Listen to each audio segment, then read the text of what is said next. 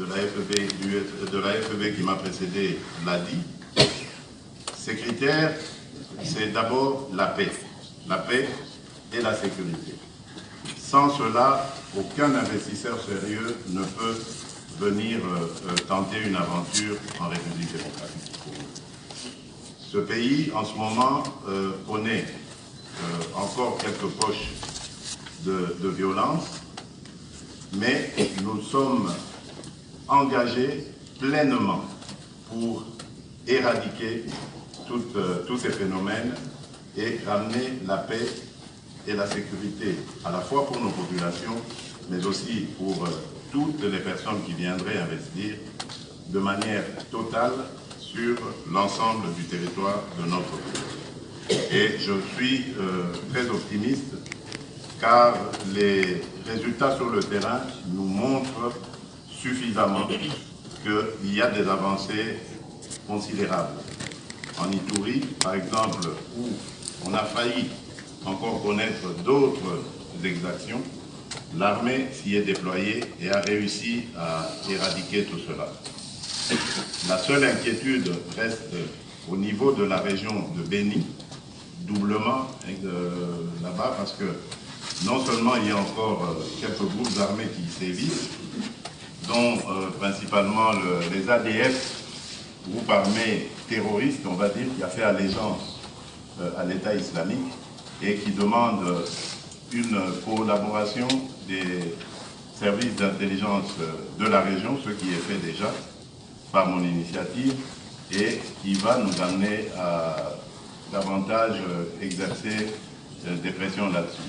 Et l'autre phénomène, vous le connaissez, c'est malheureusement la fièvre à virus Ebola, qui sévit dans la région, qui a fait beaucoup de ravages, mais qui là aussi, on peut dire, est contenu de manière spectaculaire, en tout cas par un de nos experts internationalement connus, le professeur Jean-Jacques Mouyembe, qui travaille sur la question et qui aujourd'hui a fait reculer considérablement cette maladie. On est passé de 23 cas quotidiens que l'on avait encore il y a quelques mois à moins de 10 cas par jour. Et la maladie est circonscrite, elle reste confinée dans la région de Béni, ce qui démontre qu'il y a une maîtrise certaine. Il y a eu quelques cas à Goma, mais très vite, ces cas ont été pris en charge et complètement réglés. Aujourd'hui, on assiste même à des phénomènes de guérison et il y a depuis peu d'ailleurs une molécule qui a été mise, pas encore sur le marché, mais qui est expérimentée sur certains malades, la MB114, qui produit apparemment des effets parce qu'elle a à peu près 70% de chances de guérison lorsqu'elle est appliquée. Donc, de ce côté-là, je peux dire qu'il y a des avancées et nous sommes en passe, dans les mois à venir, à ramener totalement la sérénité qu'il faut dans notre population, dans le pays tout entier. Alors l'autre phénomène qui, je sais, a souvent fait peur aux investisseurs dans notre pays, ce sont ces antivaleurs. Ces antivaleurs que nous traînons depuis des décennies, antivaleurs telles que la corruption, la mauvaise gouvernance, l'impunité, l'insécurité quelque part judiciaire et financière, qui font que ça rendrait tout investisseur sérieux frileux quant à tenter l'aventure, pourtant une aventure alléchante en République démocratique du Congo. Et là aussi, je voudrais vous rassurer, nous avons commencé notre exercice du pouvoir en montrant déjà la voie sur ce que nous voulons et ce que nous ne tolérerons pas. Il y a déjà eu quelques mandataires d'entreprises publiques et même un ministre, et voire même deux, parce qu'il y en a un dont le procès est en cours, qui ont été sanctionnés pour mauvaise gouvernance. Et cela va continuer dans les jours qui viennent parce que nous allons ouvrir une agence, nous allons mettre sur pied une agence de lutte contre la corruption, après avoir fait le constat que se limiter simplement à un conseiller spécial qui lutte contre la corruption ne suffirait pas. Il faudrait que nous ayons une agence avec des pouvoirs beaucoup plus larges, des droits de regard dans ce qui se passe dans le secteur bancaire, dans ce qui se passe dans les régies financières, afin d'endiguer toutes les fraudes qui ont fait qu'il y a à peu près aujourd'hui plus de 80% des recettes qui échappent au Trésor. Et cela va évidemment nous permettre de renforcer nos capacités.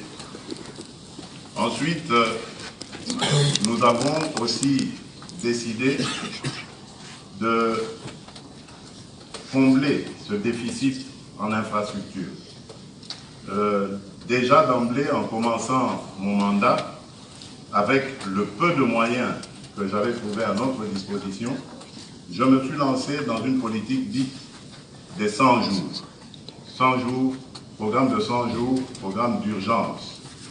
Et ce programme consistait à construire, à aller surtout sur la construction d'infrastructures dans des endroits où les échanges économiques pouvaient être possibles, mais rendus impossibles par l'absence d'infrastructures. Et c'était des routes, c'était des ponts, c'était des barges qui pouvaient permettre des traversées de rivières et d'autres. Donc cela nous a conduit à réaliser certaines choses qui ont eu un impact assez sérieux, assez considérable sur l'économie. Mais nous entendons continuer. Nous entendons continuer parce que ce n'est qu'en multipliant ce genre d'initiatives, comme vous le savez, que nous favoriserons évidemment l'échange national, la libre circulation des biens et des personnes, la facilité. Et pour cela, nous avons aussi mis un accent assez important sur l'éducation et la santé. Cela découle du fait que nous pensons que l'homme congolais est le centre et même le vecteur de tout développement dans notre pays. Or, jusqu'à ce stade, l'homme congolais avait souffert de beaucoup de frustrations. Et si nous ne faisons rien pour arriver à l'épanouissement du Congolais, tous les efforts que nous fournirons, tous les investisseurs que nous pourrons recevoir chez nous n'évolueront pas parce qu'ils feront toujours l'objet de convoitises, voire de sabotage de leurs actions par les Congolais qui ne seraient pas dans ce cas épanouis. Le président de la FEB a parlé de main-d'œuvre qualifiée. Nous allons mettre l'accent sur la formation professionnelle. C'est très important parce que nous sommes vraiment en déficit depuis quelques années de ce genre de personnel et aujourd'hui nous pouvons nous réjouir du fait que nous avons, à travers l'Institut national de préparation professionnelle, l'INPP, obtenu plusieurs accords, plusieurs contrats de partenariat, principalement avec le Japon, qui nous aide beaucoup dans le renforcement de capacités dans ces formations. Mais nous avons également décrété la gratuité scolaire, la gratuité dans l'enseignement fondamental, parce que nous pensons que cela va avoir, et on voit déjà les effets d'ailleurs, l'effet d'amener toute cette jeunesse qui, pour la plupart, était désœuvrée, était totalement inactive, et donc exposée au risque de délinquance. Donc ça va la ramener dans le circuit scolaire et nous permettre donc de former une population qui aujourd'hui est à majorité jeune, mais qui va porter donc les espoirs du lendemain. Et l'autre grand défi que nous avons, c'est celui de l'énergie. Là, il y a d'abord le grand phénomène congolais que tout le monde attend depuis des décennies. Je parle ici du site d'Inga, lequel site d'Inga est pour le moment à sa phase 2 et qui à peu près qui a comme potentiel à peu près 2000, un peu plus de 2000 mégawatts. Mais avec les discussions que nous avons maintenant, il y a un consortium sino-espagnol, je pense, oui, qui est en pourparlers avec nous pour passer à la phase 3 d'Inga. Et celle-ci pourrait porter notre capacité énergétique à peu près 11 000 mégawatts. Mais cela ne suffira pas pour booster tout le secteur énergétique. Et donc nous allons devoir nous rabattre pour cela, à la fois sur les énergies renouvelables telles que le solaire, ou encore sur les énergies hydroélectriques autres que Inga, que nous avons au travers de tous les plus de 700 à 800 sites qui pourraient permettre la construction de micro-barrages. Cette énergie nous permettra éventuellement de diversifier notre économie. Parce que mon souci, c'est celui de sortir du tout dans les mines. Tout jusqu'ici n'a tourné qu'autour des mines et ça ne nous a quasiment rien apporté à nous, Congolais. Nous en avons au contraire beaucoup souffert. Aujourd'hui, notre population est victime de beaucoup de ces activités minières. Les jeunes, j'en parlais tout à l'heure, sont dans les mines, beaucoup passent leur temps dans les mines et ne vont même pas à l'école. Donc nous sommes en train d'imaginer une politique qui est en train de prendre pied d'ailleurs, de prendre forme et qui va sûrement, surtout aller se baser sur l'agriculture.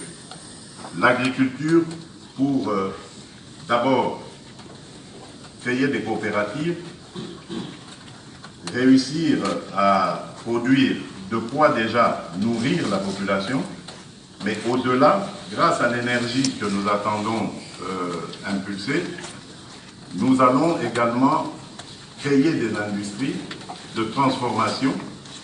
Nous pourrons donc, grâce aux routes de desserte agricole qui sont construites, évacuer ces produits ainsi fabriqués et voire même peut-être les exporter. Donc je pense que ce programme est très ambitieux et si vraiment il y en a qui sont intéressés parmi vous, je suis tout à fait disposé à vous écouter et à mettre toutes les conditions possibles à votre disposition pour favoriser ainsi ces échanges. Nous avons également le secteur du numérique. Le numérique, je viens de présider la tenue d'un forum sur ce sujet.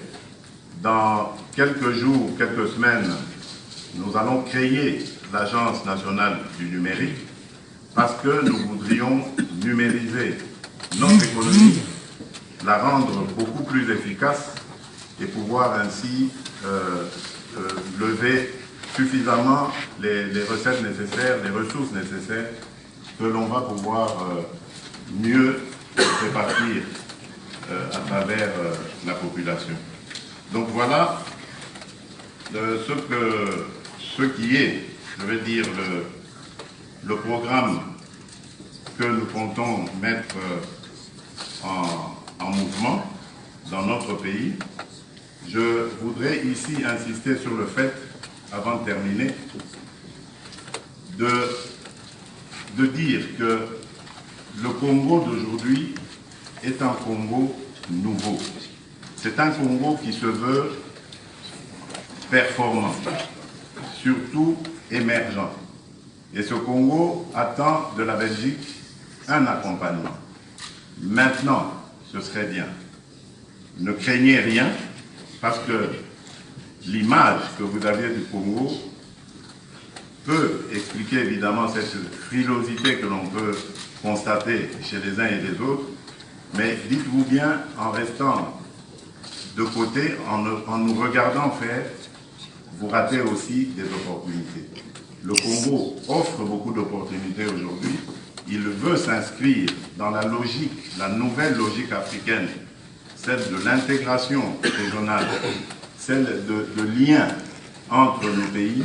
Et je crois que je l'ai suffisamment prouvé parce que j'ai parcouru quasiment toute notre région d'Afrique centrale et même au-delà pour dire à mes homologues que nous devons regarder les choses autrement en Afrique, arrêter avec nos guerres inutiles, des guerres tribales, ethniques, qui ne font qu'ensanglanter nos peuples, et de passer plutôt à construire, notre temps à construire des ponts entre nous, des ponts qui vont booster la croissance économique et nous permettre de devenir plus forts. Je suis heureux d'avoir participé il y a quelques mois à la signature et à la publication de cette zone de libre-échange continentale africaine. C'est encore là la preuve qu'aujourd'hui en Afrique, il y a une nouvelle dynamique, une dynamique de gens qui veulent vraiment booster l'Afrique vers l'avant, et ce sont vous, nos partenaires européens, nos partenaires traditionnels, en ce qui concerne le Congo, c'est vous de la Belgique, qui pouvez être un bon accompagnateur dans cette aventure qui sera sans aucun doute porteuse de fruits, parce qu'aujourd'hui la détermination y est, l'expertise aussi, mais nous en avons encore besoin d'autres, nous avons besoin d'autres expertises. Voilà, mesdames, messieurs, je vous remercie, et donc je reste à votre disposition pour d'éventuelles questions.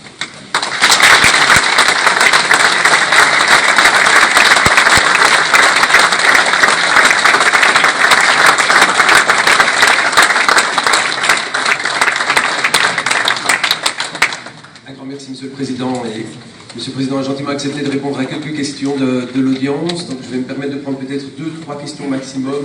Je vais inviter le Président à y répondre. Qui souhaite poser la première question? Je me permettrai de demander de vous présenter et de poser une brève question sans faire de longues déclarations. Merci. Alors la première question.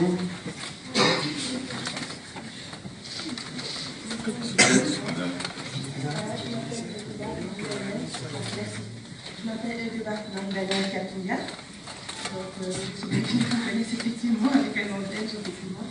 Voilà, moi ma question est, je suis très touchée, je vous remercie beaucoup d'avoir créé le ministère pour la personne à mobilité réduite. Donc, je suis en chaise roulante.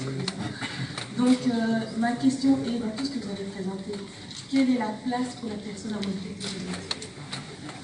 Merci, je vais peut-être prendre une deuxième question, peut-être du monde économique belge. Oui, c'est ça.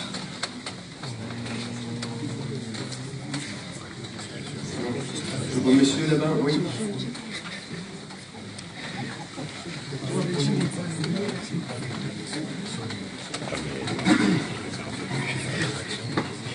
Merci. Monsieur Moussa Karambay Bouchard, directeur de projet de la société ZS. Monsieur le Président, ici vous n'en avez peut-être pas fait mention, mais lors de vos précédents discours que nous avons suivis, vous avez mis l'accent sur l'identification et le recensement de la population. Nous évoluons dans ce domaine-là. Nous voulons avoir une idée précise sur ce que vous entendez faire dans les jours à venir en ce qui concerne l'identification, le recensement de la population ainsi que la production des documents d'identité sécurité. Merci. Merci. Une troisième question. Monsieur.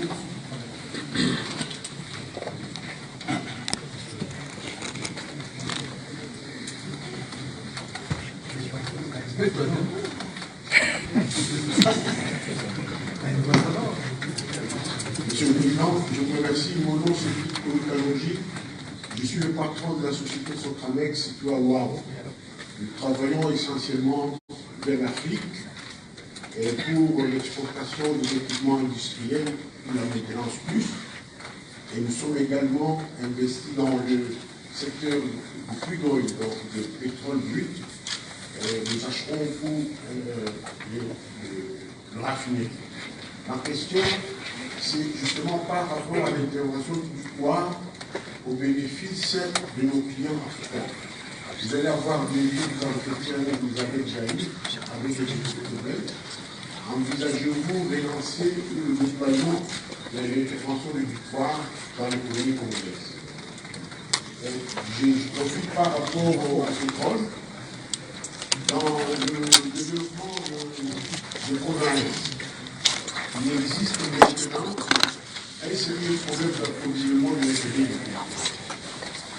Alors, vous savez que la plupart des produits importés, 80%, est-ce que vous pouvez poser votre question, s'il vous plaît? Parce que merci. Oui, voilà. Est-ce que vous dites que quelle stratégie comptez-vous mettre en place pour l'approvisionnement de l'économie?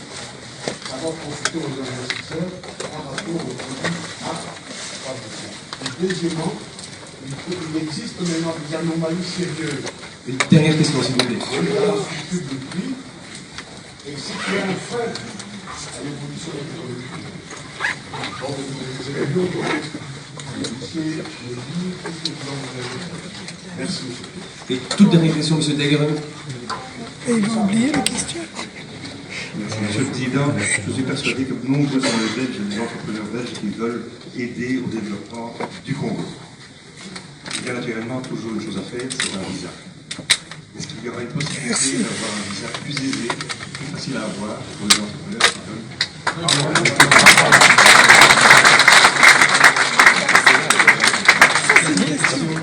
Ça, c'est une question. Là, on ressort la touche de l'entrepreneur. C'est ça qu'il faut demander.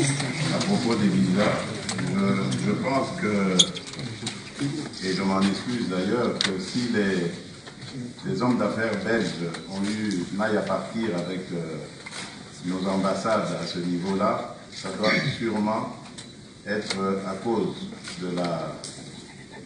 du gel qu'il y avait dans nos relations. Et je crois avoir déjà envoyé un signal clair en ouvrant la maison Schengen, qui a changé de nom aujourd'hui, et en ouvrant également les consulats. Ça va continuer. Je surveille ça de très près. Et je crois que nous sommes même dans une réflexion, je peux en parler, pour aller sur des modèles comme on le voit au Kenya ou en Éthiopie, avec la possibilité, surtout pour les investisseurs, de pouvoir obtenir le visa à l'entrée même en République démocratique.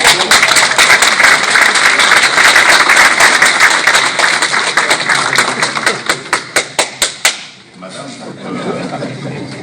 pour en venir à votre question, je vais demander votre indulgence. C'est vrai que pendant des décennies, nous n'avons pas beaucoup mis de moyens pour les personnes à mobilité réduite, mais bien d'autres aussi, que l'on dit vulnérables. Hein. Je pense ici aux albinos, par exemple, et bien d'autres, des sourds, des muets. Mais j'ai voulu personnellement choisir cette personne, cette dame. C'est parce que d'abord je l'ai connue il n'y a pas très longtemps, le jour où j'ai reçu les femmes lors de la journée internationale des droits de la femme. Elle m'avait fait une excellente impression et je me suis dit qu'on ne peut pas, parce qu'elle avait fait aussi son intervention, je me suis dit on ne peut pas imaginer un gouvernement sans une dame d'aussi grande valeur. Elle avait des idées sur la prise en charge, sur la politique prenant en charge les personnes à mobilité réduite. Et je pense que nous allons travailler ensemble, avec elle surtout, pour qu'elle nous aide à sortir de ça. Vous savez, chez nous, c'est à la fois culturel et aussi technique. Le problème technique, c'est-à-dire beaucoup de nos immeubles ne sont pas adaptés à accueillir ces personnes-là, et culturel parce que une personne qui naît avec handicap ou qui devient handicapée plus tard dans la vie est d'office considérée comme étant devenue inutile à la société. Donc, nous devons faire un travail de sensibilisation par rapport à cela, en même temps que l'adaptation par rapport aux techniques de vivre normalement avec leur handicap. Je crois que la troisième question, c'était par rapport au recensement. Oui, je m'excuse, je crois que j'ai pris des problèmes comme ça dans l'ensemble sans rentrer dans les détails parce que je préfère que les directement, et donc ça me permet de pouvoir répondre directement à la question. Donc, quand j'ai parlé du numérique, j'aurais dû évidemment insérer ce problème. Nous sommes en train de travailler sur la mise sur pied de cette initiative, mais qui va englober tout le reste de e-gov et tout ce qui vient avec. Une initiative qui consiste à commencer par le recensement et ensuite l'identification de la population. C'est pour nous nécessaire à plusieurs égards. D'abord, par rapport à nos propres statistiques. Nous en avons besoin, urgemment, pour planifier une politique sérieuse de lutte contre la pauvreté et surtout d'instauration de l'état de droit, ce qui est un vœu qui m'est très cher. Nous devons absolument avoir le nombre de Congolais qu'il y a dans ce pays-là, et bien d'autres aussi, même des étrangers, la population en général, et même des Congolais de la diaspora, auxquels je fais souvent appel parce qu'il faut qu'ils reviennent nous donner ce coup de pouce. Donc nous avons vraiment besoin de le faire et nous sommes en train de... Je pense que d'ici la fin, avant la fin de l'année en tout cas, nous allons avoir les premiers actes consistant à lancer le recensement et l'identification de la population. L'autre côté, c'est par rapport aux élections. Vous avez vu qu'il ne se passe pas une élection depuis 2006 sans contestation. Donc à chaque fois, tout est remis en cause, des doutes, et c'est facile à n'importe qui de dire ah, c'est moi qui ai gagné ou c'est pas moi, etc. Donc c'est donc plus que nécessaire d'avoir ces statistiques, et donc nous n'aurons plus de problème du genre des cartes d'électeurs que l'on a attribuées aux uns et pas aux autres. Toute la population sera connue, surtout celle en âge de voter, et donc il n'y aura plus de contestation de ce côté-là. Je connais votre expertise en cette matière, et elle serait éventuellement la bienvenue, parce que j'ai entrepris de mettre sur pied moi-même une équipe de jeunes gens qui sont tout aussi experts que vous, et que j'ai réussi à prendre comme ça de plusieurs horizons, de les mettre ensemble et de les inviter à créer leur propre entreprise qui va travailler sur le sujet avec évidemment le partenaire que nous trouverons. Je ne sais pas, il y a plusieurs noms qui circulent en ce moment. Lors de mon dernier passage au Japon, je les avais amenés, ils ont vu les Japonais, ils sont allés en Corée, ils sont en France, ils ont été même au Pakistan pour recueillir tous ces avis et considérations. Et donc, nous allons avoir ce partenariat qui va nous permettre d'ici, avant la fin de l'année, de nous lancer là-dedans. Donc, c'est vraiment un de nos objectifs. Monsieur Kalonji, oui, donc le premier volet de la question, c'était l'intervention du pouvoir. Nous en avons parlé avec le Premier ministre hier. Je crois que ça, c'est une décision qui dépend de la Belgique. Ce que j'ai vu, par exemple, au Japon, c'est que la JICA, aujourd'hui, est vraiment en pointe sur le retour en Afrique, enfin, plus de présence en Afrique et surtout au Congo. Et la JICA, elle, a entrepris de garantir aux entreprises japonaises d'aller investir, les investissements qui vont se passer. Donc, cela ne dépend pas de nous. J'ai cru comprendre, en tout cas, en parlant avec mon interlocuteur, qu'il y avait un intérêt certain à réveiller le Dupoir, à le relancer, à le remettre sur le Congo. Et je pense et j'ai bon espoir que cela va aboutir. Il n'y a pas de raison. Alors, par rapport à la distribution du carburant, ça c'est un besoin important. un problème important plutôt que vous posez, et qui fait que, évidemment, nous avons cette disparité de prix selon qu'on se trouve à Kinshasa ou à l'intérieur du pays. Nous avons plusieurs possibilités. Il y a la possibilité déjà que nous avons envisagé des infrastructures, de les améliorer davantage, parce que c'est à cause de cela aussi que lorsqu'on les répercute sur les prix, le coût du carburant, c'est ce qui fait que ça revient beaucoup plus cher, mais également il y a la construction de pipelines. Nous sommes en pourparlers avec de partenaires importants avec lesquels nous voulons nous lancer dans cette aventure de pipeline qui va faire beaucoup de bien à notre économie. Idem pour la structure des prix, qui pose également un sérieux problème, mais là, je préfère laisser à la nouvelle équipe gouvernementale qui est mise en place le soin de terminer la mission que je leur ai donnée à propos de la structure des prix. Parce qu'il y a à boire et à manger là-dedans. Donc on ne va pas s'en sortir si chacun y va avec ses recommandations. Ici, je préfère attendre que le travail que j'ai donné à la nouvelle ministre de l'économie nationale, de me faire le rapport, ainsi je pourrai en savoir plus. De toutes les manières, vous aurez très bientôt de nos nouvelles parce que cela fait partie d'une de nos priorités. Nous savons très bien que ça aura une incidence positive sur le prix des denrées de première nécessité. Voilà ce que je peux dire à ce stade, en espérant avoir répondu à vos préoccupations et en vous remerciant pour votre attention et surtout pour l'intérêt que vous manifestez envers notre pays, la République démocratique du Congo. Je vous remercie.